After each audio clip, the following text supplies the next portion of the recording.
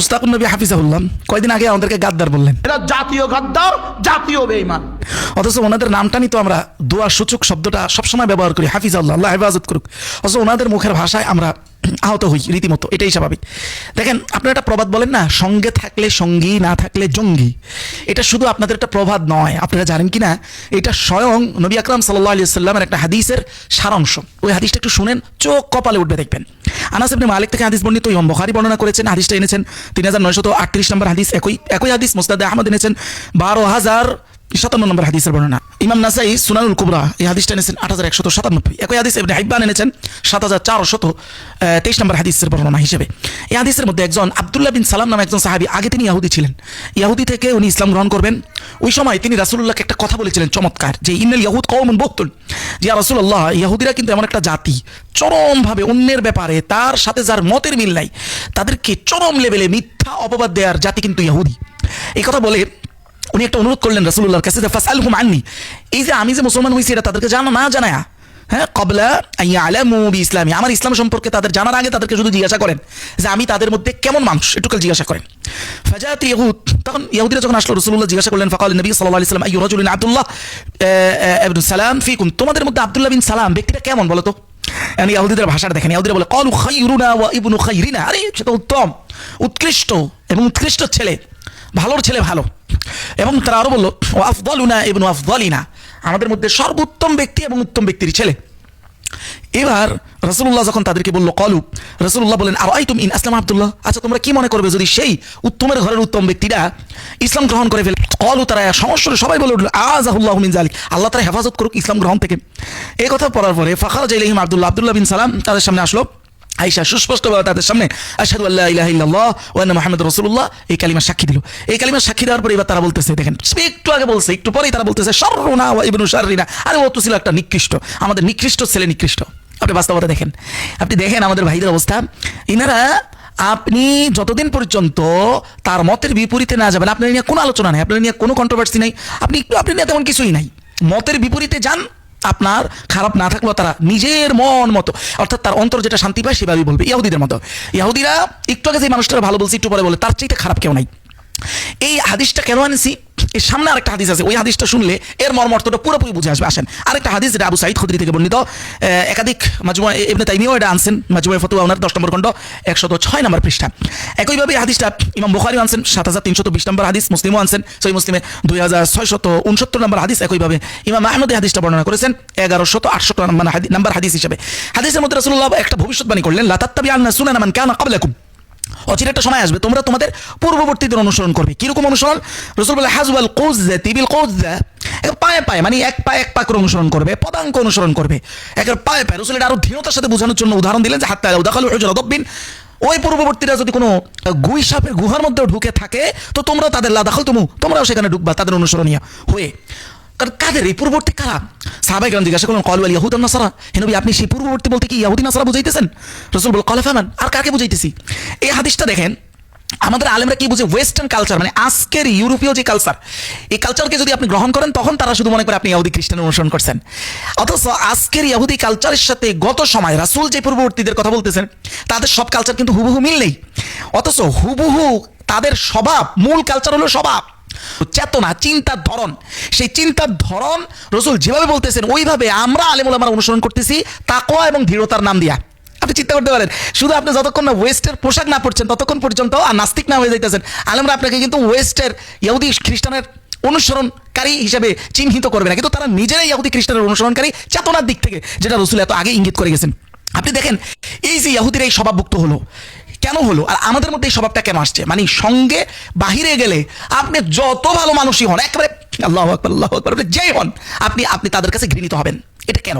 এই স্বভাবটা ইহুদিদের মধ্যে আসছিল কেন, আর সেই স্বভাব আমাদের মধ্যে আসছিল কেন? এই আসছে কেন? একই কারণে, ঠিক যেই কারণে ইহুদিদের মধ্যে স্বভাব ছিল ঠিক একই কারণে আমাদের মধ্যে সেই স্বভাব। সেটা অনেকগুলো আয়াতে আছে। আল্লাহ তাআলা সূরা জুমার 6 থেকে 7 নম্বর আয়াতে এই কথাটা বলেন, এখান থেকে পাওয়া যায় ইঙ্গিতটা। কুল ইয়া আইয়ুহাল্লাযিনা হাদু, হে নবী আপনি ইহুদিদেরকে বলেন যে ইন জানতু আন্নাকুম আউলিয়াউ লিল্লাহি মিন দুনিন নাস, তোমরা যদি মনে করো তোমরাই শুধু হক্কানি, তোমাদের বাইরে আর কেউ হক না, দেখেন শুধু তোমরাই আউলিয়া আল্লাহর বন্ধু, এটা যদি তোমরা মনে করো তাহলে মৃত্যু কামনা করো। মানে মৃত্যুর মাধ্যমে এটা প্রমাণ হয়ে যাক। যদি এতই কনফিডেন্স থাকে, মৃত্যু কামনা করো, আল্লাহ মৃত্যু দিয়ে দেখ, আখেরাতে চলে আসো, অলিয়া উলিয়া, টেনশনে তো কিছু নাই। দেখেন এই যে আমাদের মধ্যে সেম কারণ, শুধু নিজেদেরকে একমাত্র হক্কানি মনে করে আর সবাইকে বাতিল মনে করে, এই সেম কারণে, এই পক্ষপাত দুষ্ট, এই সেম স্বভাবের কারণে ইহুদিদের মধ্যে এই পরিস্থিতি ছিল যে অনুসরণটা আমাদের মধ্যে হুবহু অক্ষরে অক্ষরে আছে। যা রাসূল বলেছেন তোমাদের মধ্যে হবে, আসলেই হয়েছে। আপনি আমাদের মধ্যে দেখেন আহলে হাদিস ভাইরা, এরাদের কাছেও এরা ছাড়া সবাই খারাপ, সবাই কেউই সহির উপরে নাই। সুন্নি বেরেলভী যারা কথিত, এদের কাছে সত্যিকার অর্থ নবীর লোক এরা, এর বাহিরে সব হলো নবীর দুশমন। কওমীদেরকে দেখেন আমাদেরকে, এদের বাহিরে কেউ হকের উপরে নাই, এরাই শুধু একমাত্র হক। ঠিক হাজওয়ান মানে অক্ষরে অক্ষরে ইহুদি স্বভাবের অনুসরণ করা। আমাদের মুস্তাকুন নবী হাফিজুল্লাহ এক সময় আলিয়াতে পড়িয়েছেন, এখন কিন্তু উনি আলিয়ার পক্ষে না। কিন্তু এই কারণে কি ওনাকে কেউ সেখানের ছাত্র বা উস্তাদ কেউ গাদ্দার বলেছে? বলে নাই। কে জন্য বলে নাই? এই গভীরতা থেকে দ্বিতীয় কারণটা বুঝবেন ওনারা কেন বলে, ওনাদের মূল আতের টান, পেটে কোন জায়গায় লাথি পড়ে এটা বুঝবেন। আসেন, মূল পার্থক্যটা হলো আমরা যারা আছি, এই যে যতগুলো দলের নাম বললাম, সুন্নি বেরেলভী, আহলে হাদিস ভাই আমাদের আছেন, তারপরে আমরা যারা কওমীরা আছি, আমাদের রিজিকটা গোষ্ঠীগতভাবে পুরোপুরি মানুষের পকেট নির্ভর, মানে সরাসরি পকেট নির্ভর।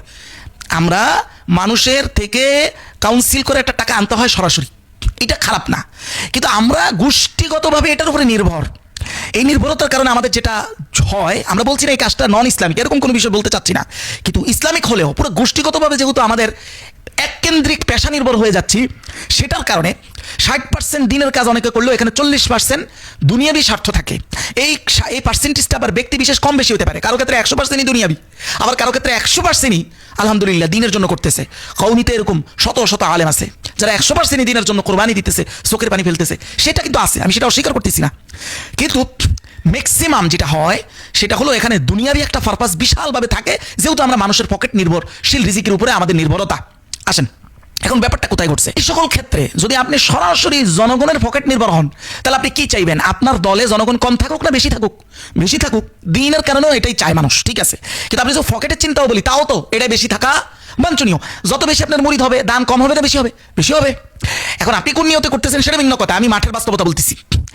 তো এই কারণেই দেখবেন প্রত্যেকেই নিজেকে হক দাবি করে বাকিদেরকে বাতিল বলে বলে যে আমি ছাড়া আর কারোর সাথে চলা যাবে না, আমি ছাড়ার কেউ হক নাই, আমরা ছাড়ার কেউ হক নাই, আমরা ছাড়ার কেউ নবী প্রেমিক নাই, সব নবীর দুশমন। এটা কেন বলতে হয় তাদের?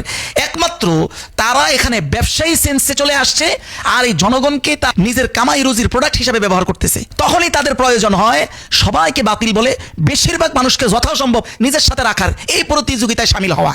কিন্তু দেখবেন আলিয়ার তারা মাদ্রাসাগতভাবে কাউকে গাদ্দার বলে না সে আমাদের থেকে চলে যায়, গাদ্দার হয়ে গেছে। মাদ্রাসাগতভাবে বলে না, বাইরে বললে সেটা ভিন্ন কথা, তার দরবার থেকে বলতে পারে। কেন বলে না?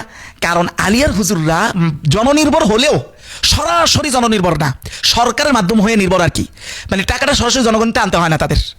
এই জন্য তাদের মধ্যে এই হাহাকারটা নাই, যে হাহাকারটা মোস্তাকুন নবী সাহেবদের মতো ব্যক্তিদের মধ্যে আছে।